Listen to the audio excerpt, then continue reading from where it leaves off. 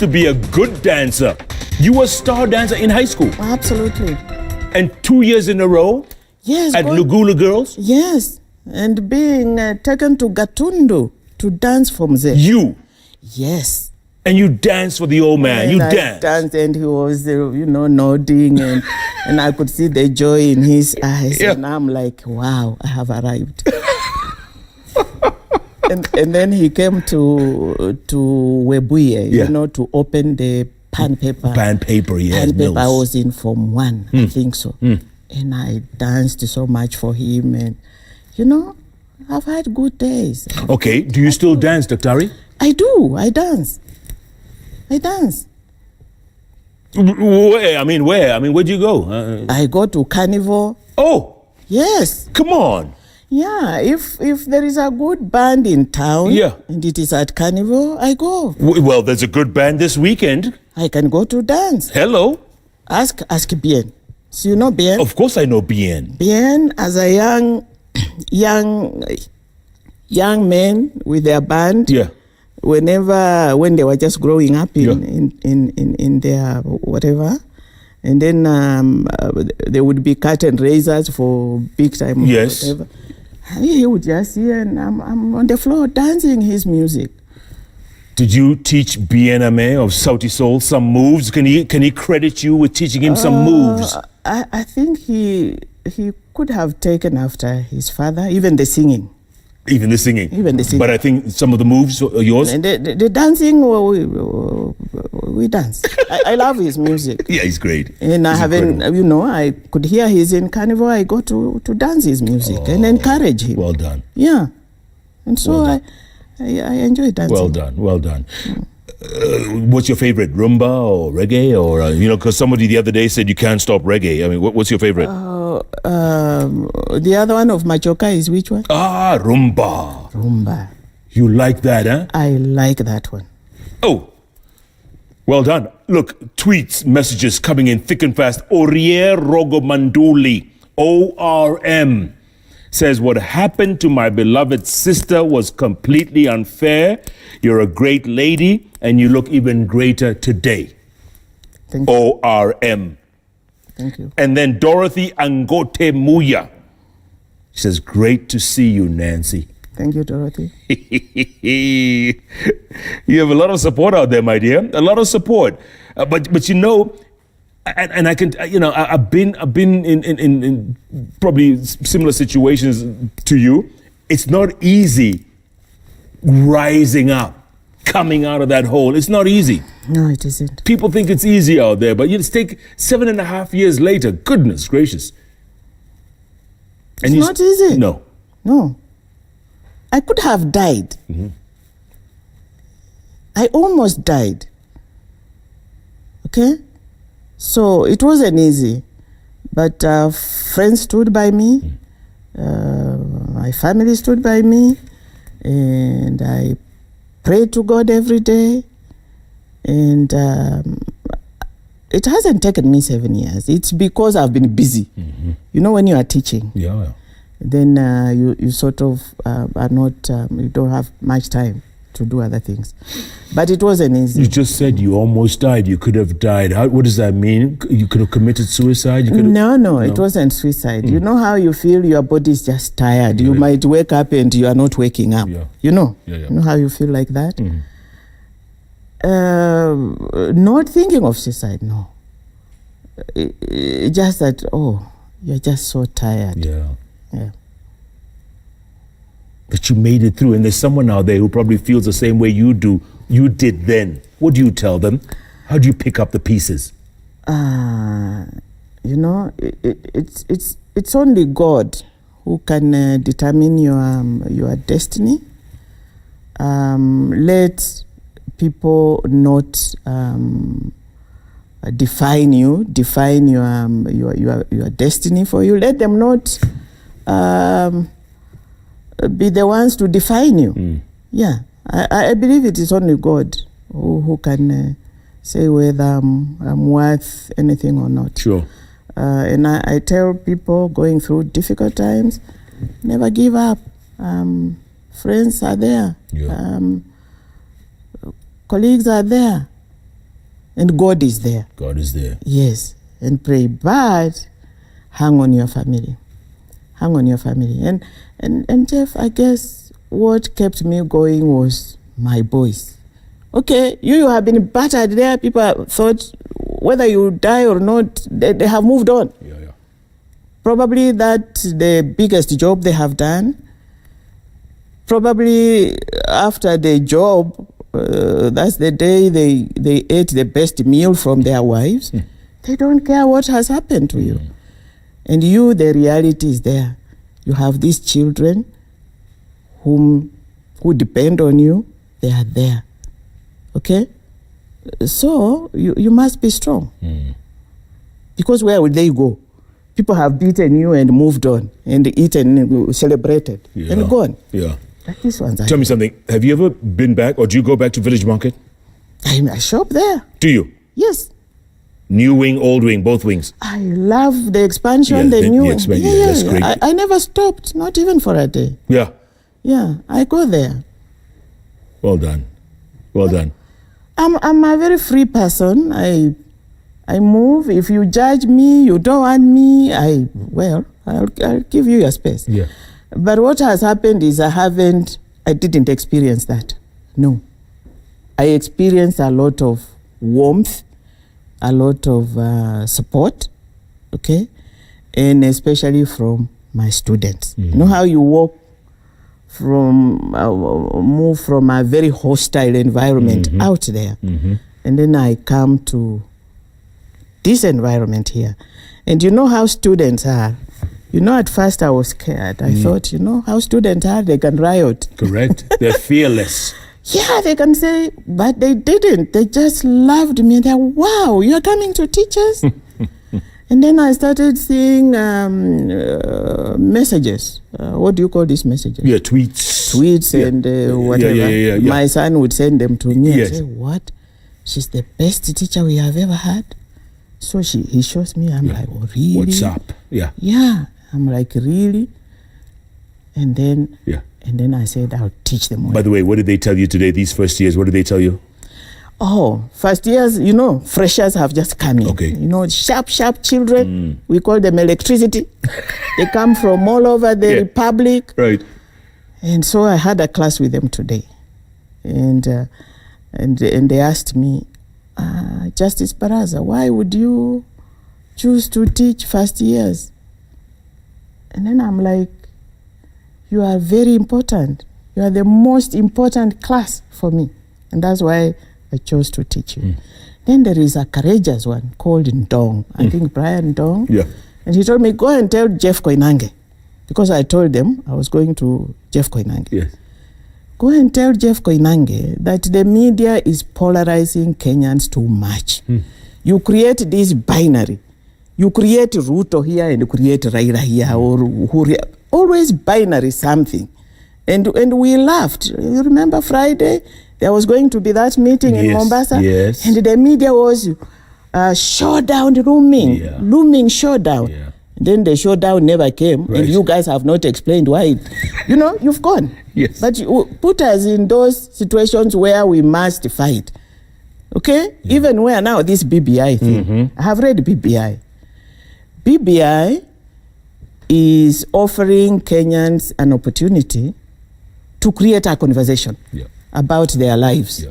It has not proposed anything, all right? It is saying we have done our politics badly, our elections are murky, we are corrupt, we don't exercise inclusion, we marginalize people. That's what they're saying. Yeah. All right?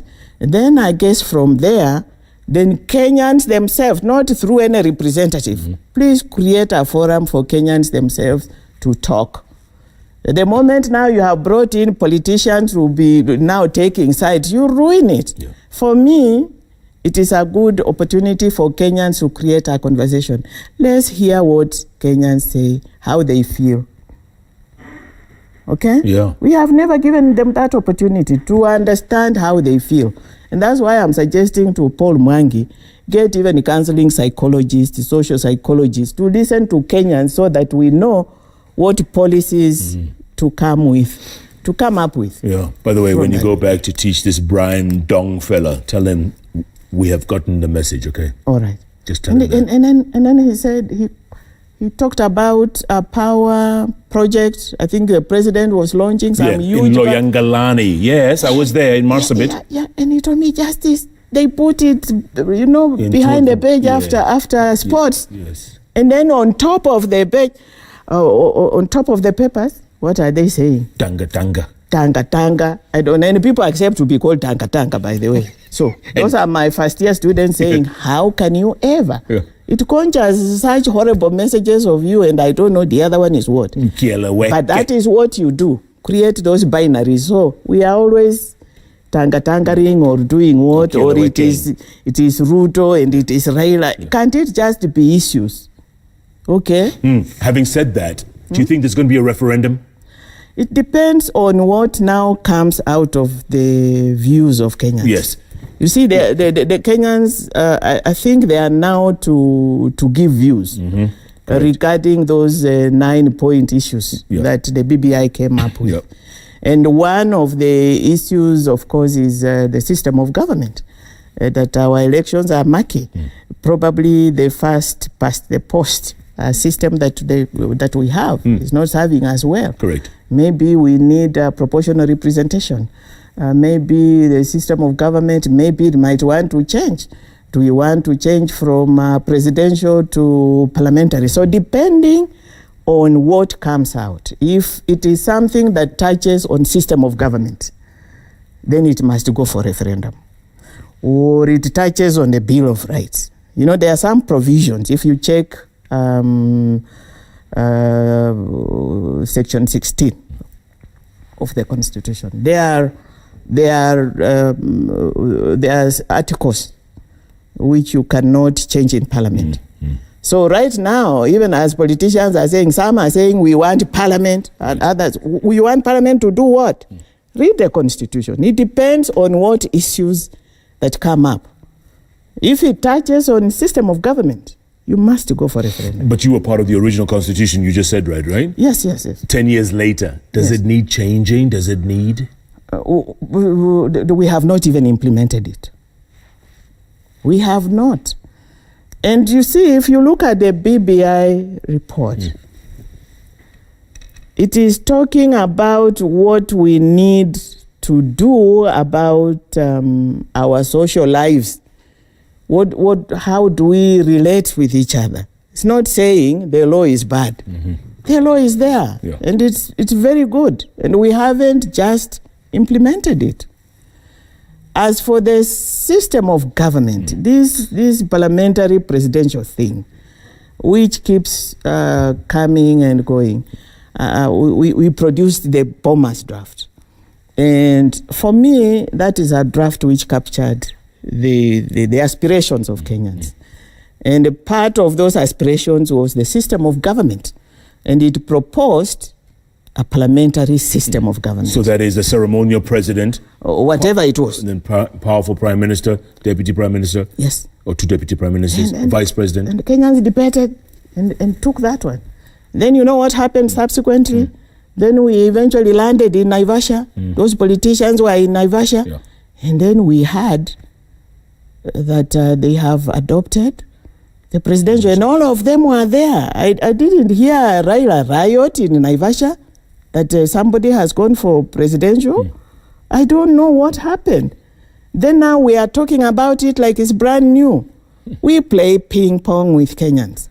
So if that is the system of government they want, let's give Kenyans a break. If that is what they want, take it. Yeah. And let's move on. And if it doesn't work, you could try something else. We could try something else. But not ping pong. Yeah. We can't live our lives just in a mess like that. Dr. Ari, if you were to change one thing in the judiciary, what would it be? In the judiciary? Yes. Or let's start with Supreme Court. You want us to? Yeah, let's start with Supreme Court. Would you, when you look at the Supreme Court, does it match up to the Supreme Court of your time? The Supreme Court is okay. We need to fix a few things here and there. But the Kenyans wanted a Supreme Court. There was a reason for it. There was a reason for it. And let's see how we can make it work. And 7 judges is fine? 7 justices? Well, that's okay. It's all right? I don't think it's a problem. Okay, judiciary, one thing. What would you change overall? Get rid of the JSC maybe? JSC, I think, has issues. Yeah, maybe they need to revisit it in terms of composition. Yeah. Yeah, they could revisit it.